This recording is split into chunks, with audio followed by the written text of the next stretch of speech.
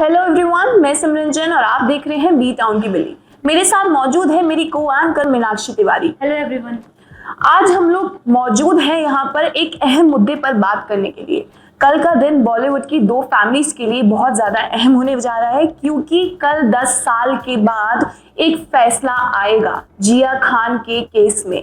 आपको बता दें कि 3 जून 2013 को जिया खान मृत पाई गई थी अपने रूम में, अपने फ्लैट में वो मृत पाई गई थी, जिसके बाद जो उनके बॉयफ्रेंड थे जिनके साथ वो लिव इन रिलेशनशिप में थी, जो भी एक बॉलीवुड एक्टर हैं सूरज पंचोली, उनके ऊपर उनकी मौत का इल्ज़ाम लगाया गया था। ये कहा गया था कि सूरज पंचोली ने उनको उकसाया है मौत के लिए, जिसके बाद बहुत लंबा टाइम खिंच गया है और आखिरकार कल फैसला सुनाया जाएगा कोर्ट में।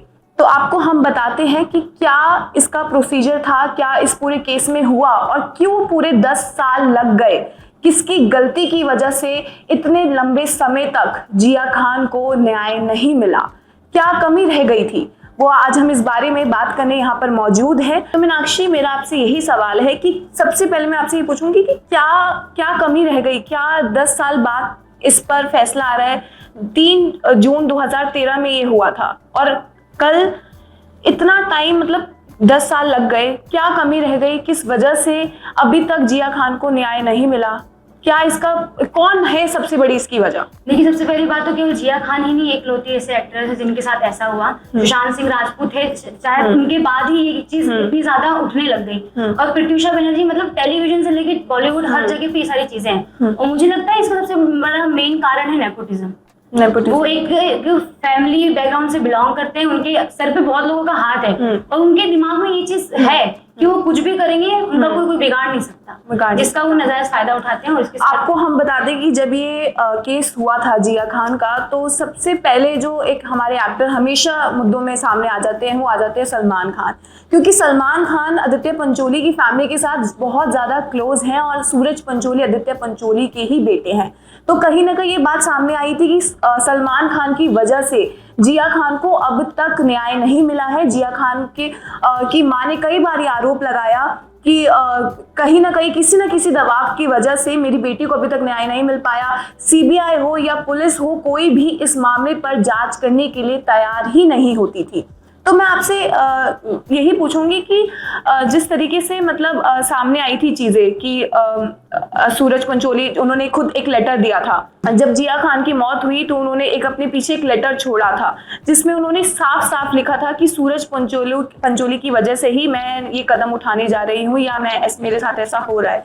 तो उसके बाद 2 हफ्ते बाद, मतलब मुझे लगता है शायद 3 जून को उनकी मौत हुई और 10 जून को उनको गिरफ्तार कर लिया गया, लेकिन उसके ठीक 2 हफ्ते बाद ही उनको रिहा कर दिया गया, उनकी बेल हो गई। उसके बाद से वो बाहर हैं, वो बॉलीवुड की मूवीज में भी आ गए, उनको खुद सलमान खान ने डेब्यू करवाया। आपको बता दें कि हीरो फिल्म से सूरज पंचोली का डेब्यू किया गया था और वो भी किसने की थी, वो भी सलमान खान ने प्रोड्यूस की थी। सलमान खान ने उस फिल्म में खुद गाना गाया था। तो क्या मतलब आप सोचिए, एक इंसान ने अपना जीवन खत्म कर ली, मतलब एक इंसान अब नहीं है इस दुनिया में, ठीक है। और ऐसा नहीं है कि जिया खान कोई छोटी मोटी एक्ट्रेस थी, उन्होंने अपने करियर की शुरुआत ही हुई थी और उन्होंने बहुत सारी फिल्मों में काम कर लिया था। तो क्या किस तरीके से ये सही है?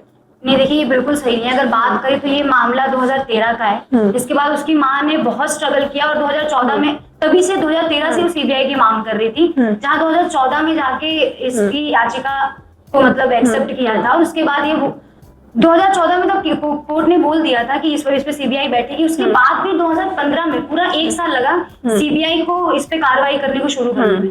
तो मुझे लगता है कि हमारा सिस्टम में इतना धीरे चलता है। और 2019 में आपको हम बता दें, अपनी ऑडियंस को हम लोग बता दें कि 2019 में इसका ट्रायल शुरू हुआ है। सोचिए, 2013 में किसी की मौत हुई है, किसी के ऊपर इल्जाम लगाया गया है कि उसकी वजह से मौत हुई है, और 2019 में जाके ट्रायल शुरू हो रहा है किसी केस का। तो ये कितना गलत है, कितना हमारी जो लॉ है, वो ऑर्डर है, जो भी लॉ ऑर्डर है, वो कैसे बड़े बड़े लोगों के हाथों दबी हुई है। ये एक बहुत ही गलत चीज है। और आप सोचिए कि कितने सारे एक्टर्स ये सब कदम उठा चुके हैं काला और सच है हमारी बहुत बड़ा काला सच है। आप सोचिए, हम लोगों ने सुशांत सिंह राजपूत, प्रत्यूषा बनर्जी, जिया खान जैसे दिग्गज लोगों को खोया है जो इतने टैलेंटेड थे, जो यहाँ तक आए अपनी मेहनत से आए, उन्होंने अपना नाम कमाया। इंडस्ट्री में आज होते हाँ। तो आज जो बॉलीवुड का हाल है ना वो नहीं होता। और मैं तो हमेशा से ये बोलती हूँ कि जब से सुशांत सिंह राजपूत गए हैं वो बॉलीवुड की किस्मत अपने साथ लेकर गए। ये बहुत ही क्लियर, अभी ये साउथ और बॉलीवुड होना शुरू हुआ है, लेकिन अगर आप देखें जब सुशांत सिंह राजपूत 2019 में उन्होंने हमें अलविदा कहा, लेकिन उसके बाद से बॉयकॉट बॉलीवुड रोज ट्रेंड होता है, रोज सुशांत सिंह राजपूत ट्रेंड होता है। सुशांत सिंह राजपूत और अभी आप मुझे बस थोड़ा सा ये भी है कि जिया खान के लिए अभी तक बहुत सारे लोग चुप रहे, क्योंकि कहीं ना कहीं यही था कि सलमान खान है, बचा लेंगे। अभी भी सबको यही लग रहा है, अभी कहीं ना कहीं सबको यही लग रहा है कि सूरज पंचोली बच जाएगा, क्योंकि आप सोचिए कि जज पे या लॉ पर किसी को विश्वास नहीं है आज के टाइम में, क्योंकि उन्हें पता है कि सलमान खान का हाथ है या किसी बड़े स्टार का हाथ है, तो वो बच जाएगा।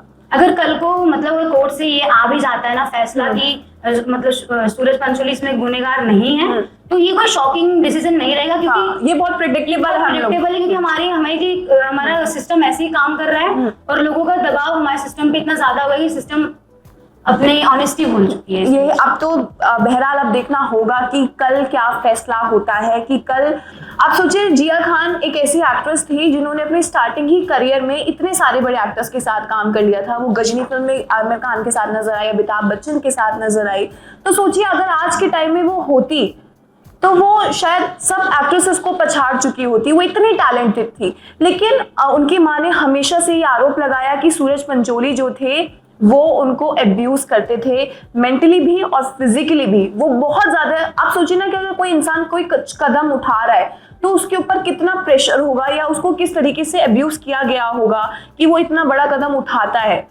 तो और सूरज पंचोली बहुत ही फ्रीली घूम लेता है और उसके फैंस भी हो जाते हैं, जबकि ना उनके अंदर कोई टैलेंट है, ना एक्टिंग का, ना किसी चीज का। उसके अलावा भी और जो टैलेंटेड था जो हमारे साथ नहीं है, और जो टैलेंटेड नहीं है आज हमारे बीच में घूम रहा है, वो भी बहुत आजादी से। मैं कहीं ना कहीं इसमें ना ऑडियंस की भी गलती मानती हूँ कि हम लोग खुद ही ऐसे होते हैं कि हम लोग ही भागते हैं मूवीज देखने के लिए।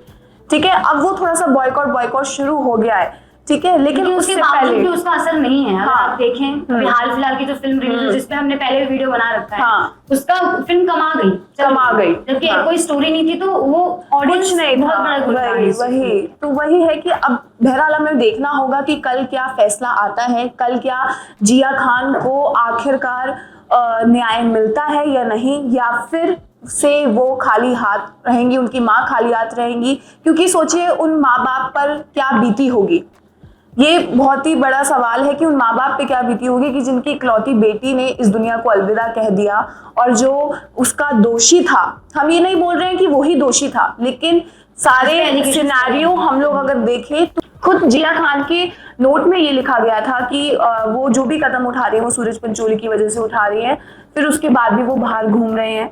अब देखते हैं कि कल क्या फैसला आता है।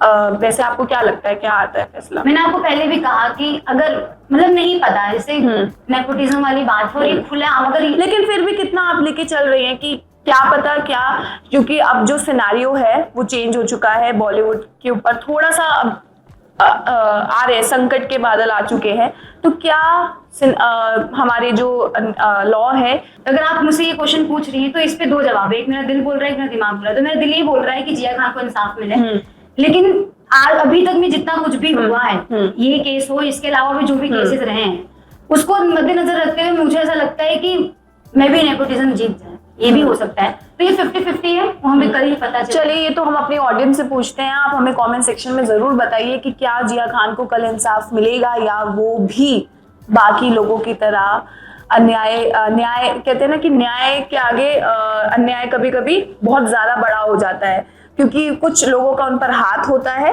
तो वो न्याय जो है हमारा दब जाता है और नहीं मिल पाता है। खैर, वो तो हमें कल पता चलेगा। बाकी आप अपनी राय कमेंट सेक्शन में हमें जरूर बताएं।